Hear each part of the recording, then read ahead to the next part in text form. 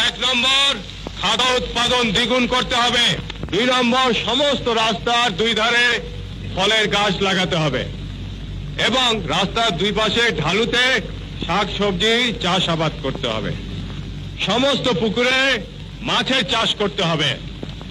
প্রত্যেক ঘরে ঘরে হাঁস মুরগির খামার করতে হবে। এই গ্রামের প্রত্যেকটি লোক, মেয়ে লোক কাজে ব্যস্ত থাকবে। মেয়েরা ঘরে কুটির শিল্প করবে এবং তাদের পরিবারের আয় বৃদ্ধি করবে। Thank you watching for my video. মজা হচ্ছে, আসেন মজা করি, কথা বলি, আনন্দ করি। মানে বাংলাদেশের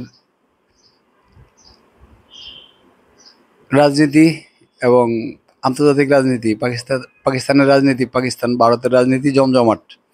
আসেন আমরা বুঝি, শিখি, তারপরে কথা বলি এই বিষয়ে। এখন পাকিস্তান ভারতের নদীর পানি বন্ধ করে দিছে ভাই। সিন্ধু নদীর পানি বন্ধ করে দিছে। সিন্ধু নদীর পানি বন্ধ করে দিল, এটা একটা ম্যাটার। এই ব্যাপারে কথা বলবো হলো 5-0 অথবা 7-0 গোলে যে বিএনপি হেরে গেল আজকে। আমি অনেক ভিডিও দিয়ে রাখছিলাম, যারা হয়তো আমার ভিডিও ইতিপূর্বে দেখছেন তারা বুঝতে পারছেন যে হয়তোবা ইলেকশন দিবে না। বলছিলাম যে ইলেকশন দিবে না, ইলেকশন চাওয়ার একটা ছিল আর কি, মানে যেটা বলে ফরম্যাট ছিল। সেই ফরম্যাট থেকে সালাউদ্দিন সাহেব ফিরে আসছে। সালাউদ্দিন সাহেব মনে করেন সংস্কার মানে না, কোনো কিছু মানে না। আমার সংস্কারের ব্যাপারে ভিডিও আছে। বিএনপিকে বলছিলাম ভাই সংস্কার মানে যান, মানে যাওয়ার পরে সেকেন্ড অপশনে যান যে আমাকে ইলেকশন দেন, আপনার সংস্কার তো আমি মানলাম। এখন আপনার সংস্কারও মানেন নাই, আপনি কয়টা ব্যাপার মানছেন, কয়টা ব্যাপার মানেন নাই। এখন বলেন যে ওরা কারা, ওরা বাংলাদেশের মা বাবা। এখন আপনারা কারা, ওরা জিজ্ঞাসা করবে আপনারা কারা। যে আপনি কি বলেন যে আলী রিয়াজ, তারপরে মনে করেন যে যারা এখানে ডক্টরেটগুলো বসে রয়েছে এদের বিদেশি পাসপোর্ট আছে, দেখি কি হয়েছে ভাই? কিচ্ছু আসে যায় না। ওরা বাংলাদেশের নাগরিক, বাংলাদেশের ছেলে সন্তান। ওরা আমাদের বাবা, ওরা আমাদের অগ্রজ, ওরা আমাদের পূর্বসূরি। এরা আমরা হয়তো যেরকম সন্তান রেখে যাব, এরা আমাদের বাবা, ওই রকমই মনে করেন যে এরা আমাদেরই দেশ, আমাদের দেশেরই নাগরিক, আমাদের দেশেরই ভালো চাচ্ছে ওরা। ওদের এইভাবে ফালাই দেন না যে ওরা কারা আর আপনারাই সব, ওরা কেউ না। এভাবে ফালাই দেন না।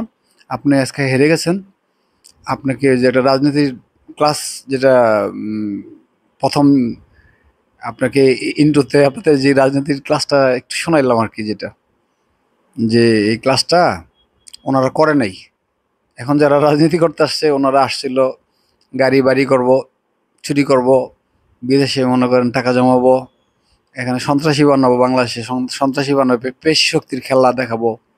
এটা হবে না এই দেশে। আমি অন্তত এই ডক্টর ইউনূস বাইচা থাকা পর্যন্ত হবে না। এবং সামনে বিপদ আসতেছে, যে সেনাবাহিনীর প্রধান না এখন বর্তমানে আছে, এই সেনাবাহিনীর প্রধান থাকাকালীন আর আমি দেখি না যে হয়তো বা রাজনীতি একটা ভালো পজিশনে যাবে।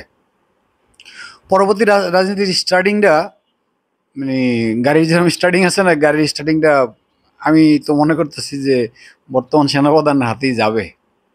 এটা হয়তো বা একটু দেখতে থাকেন, আমার ভিডিও দেখতে থাকেন, আপনারা টাইম পাস করতে থাকেন। যে দেখেন আসতেছে, আমি বারবার বলে দিয়েছি যে তেল মাইখা রাখছে লাঠি, আর্মিরা তেল মাইখা রাখছে। আপনারা হয়তো বা অনেকেই দেখছেন যে আসলে তেল মাখা লাঠি অলরেডি ব্যবহার হয়ে গেছে। কোথায় কোথায় হইলো? ফেনীতে হয়েছে, তাই না? তারপরে পলিটেকনিক্যালে হয়েছে, তারপরে আপনার এই বিসিএস ক্যাডারের টাইম বৃদ্ধি করতে বলছে, ওখানে হয়েছে, তারপরে সিটি কলেজে হয়েছে, বিভিন্ন জায়গায় অলরেডি হয়ে গেছে ভাই। এই সামনে দেখবেন না কি হয়, কি হবে হয়তো বা পিটায়। যার জন্য বলে আমি তো একটু অ্যাডভান্স হাঁটি ভাই, আমার রাজনীতিটা একটু অ্যাডভান্স চলে আর কি। যার জন্য এরা তো হয়তো একটা ট্রফিক এটা দেখে, টিভিতে দেখে, পেপারে দেখে দৌড় দেয়, আইসা পড়ে অনেকে। আমি টিভি আর পেপারে দেখে আসি না। আমার চিন্তাধারা মানে আগে আইসা পড়ে যে হয়তো বা রাজনীতিতে এই খেলা হবে। এখন হাইরা গেল আমার মতে। এরা এই এখনকার রাজনীতিবিদরা যারা বিএনপি করে নেতা, এরা আমি মনে করি না যে প্রেসিডেন্ট জিয়াউর রহমানের রাজনীতির ক্লাস করে আসছে বা শিক্ষা নিয়ে আসছে। রাজনীতি কার জন্য? আমার দেশের জন্য রাজনীতি।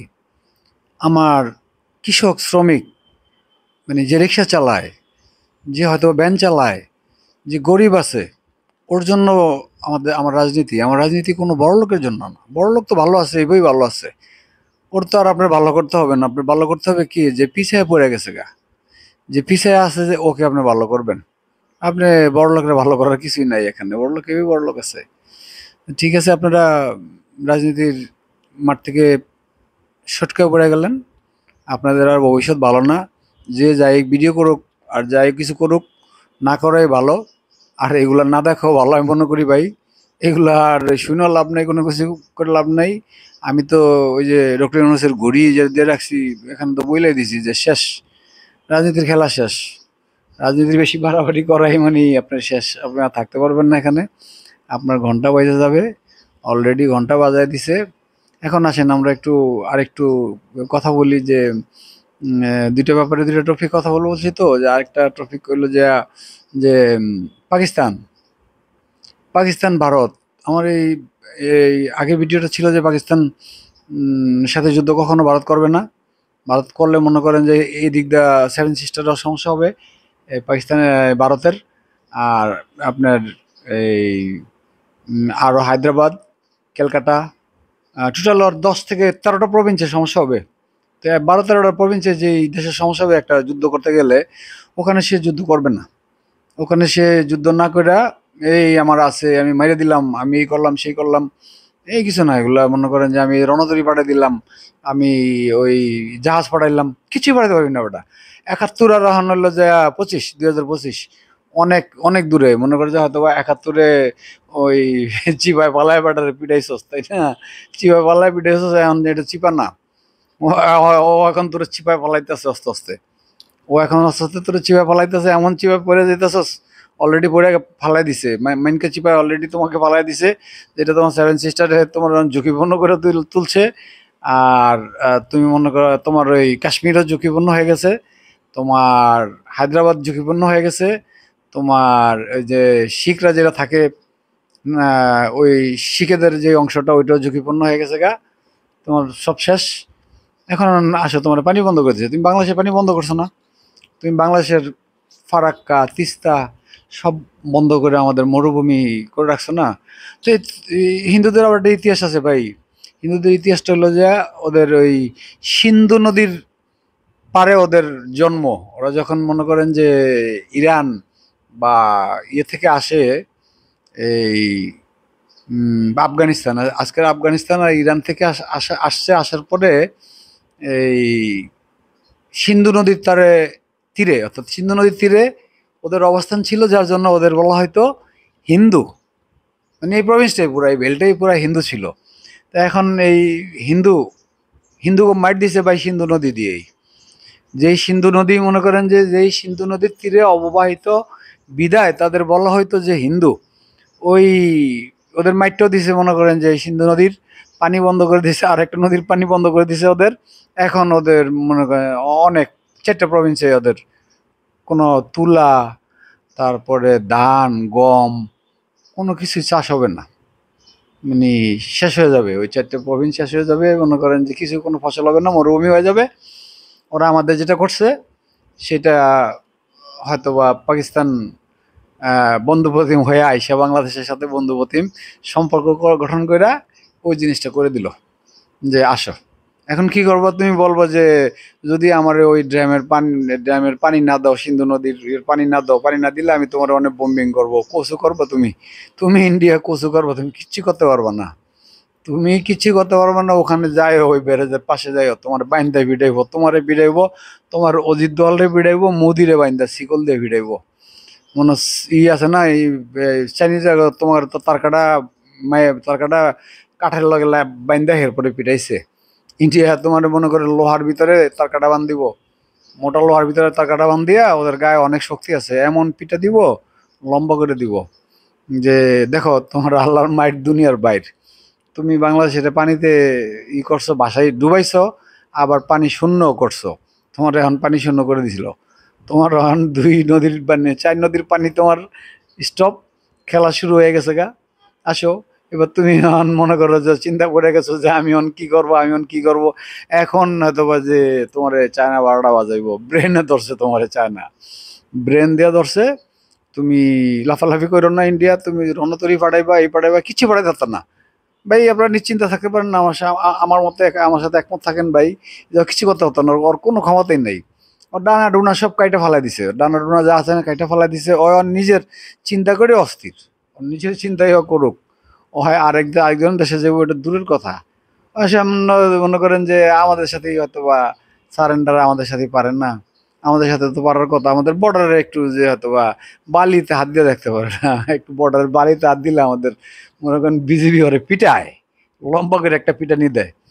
পাকিস্তান, আরে বাবা, ওয়ান বাবা ডাকে ওদের, ওদের ইন্ডিয়ানরা বাবা ডাকে, যে ইয়ারা ওই যে এই আর্মিরা, এই পাকিস্তানি আর্মিদের বাবা ডাকে। ওদের কিছু আর্মি ছিল যেটা গুর্খা আর্মি নেপালের, ওরা ওখান থেকে আইসা পড়ছে অলরেডি। আর আহ, বিভিন্ন জায়গায় ওদের সমস্যা, ওদের মনে করেন শিখরা যুদ্ধ করতো ওদের সাথে আর্মিতে। শিখরা সব আর্মি থেকে রিটায়ার্ড করছে, যে না আমরা আর্মিতে থাকবো না। শিখরা চলে গেছে, তারপর নেপালি গুর্খা রেজিমেন্ট থেকে ওরা চলে গেছে বিভিন্ন জায়গায়। নাগাল্যান্ডেরা, নাগাল্যান্ডের যেগুলো 7 সিস্টারের যেই সমস্ত লোক আর্মিতে ছিল, মানে কঠিন যোদ্ধা ছিল, কমান্ডো ছিল, ওরা ওদের এদিকে এসে পড়ছে যুদ্ধ করতে, ওদের দেশ দেশ দেশ স্বাধীন করার জন্য। 7 সিস্টার স্বাধীন করবে, ওরা ওই যে শিখরা স্বাধীনতা চায়, যেটা ওইটা স্বাধীন করবে। তারপরে কাশ্মীরিরা কাশ্মীর স্বাধীনতা চায়, সেগুলো স্বাধীন করবে। তো ওই দেশের ওরা তো একটা অন্তত ওই এরিয়ার যেটা হয়, ল্যান্ডের তো ওদের একটা আছে, মায়া মমতা। এখানে ওই জন্মগ্রহণ করছে যেখানে, এখানে একটা মায়া মমতা আছে, মায়া মমতাতে ও আইসা পড়ছে, অলরেডি ওখান থেকে আইসা পড়ছে। এখন তত একটা যুদ্ধ নাই ইন্ডিয়াতে, ইন্ডিয়ার এই যুদ্ধাই নাই, ইন্ডিয়া কোনো যুদ্ধ করতে পারবে না। আর জিগির শুধু মানে অযথা একটা জিগির তুলছে। এর সাথে আপনারা ভাই ভয় পাবেন না, কর্ণপাত করবেন না, কিছুই মনে করবেন না, এটারে মনে করবেন হাওয়া, যে ও বলতেছে আপনি কান দিয়ে উড়ায় ফালাই দিবেন। ইউটিউবাররা ইউটিউবের ভিউ বাড়ানোর জন্য বলবে, আপনি ওইটা দেখবেন না, ওরও ভিউ বাড়বে না, যুদ্ধ হবে না। আর এই যুদ্ধ ইন্ডিয়ার করতে যাবে না। ওকে, বাই বাই, ভালো থাকেন, সুস্থ থাকেন, থ্যাংক ইউ ভেরি মাচ।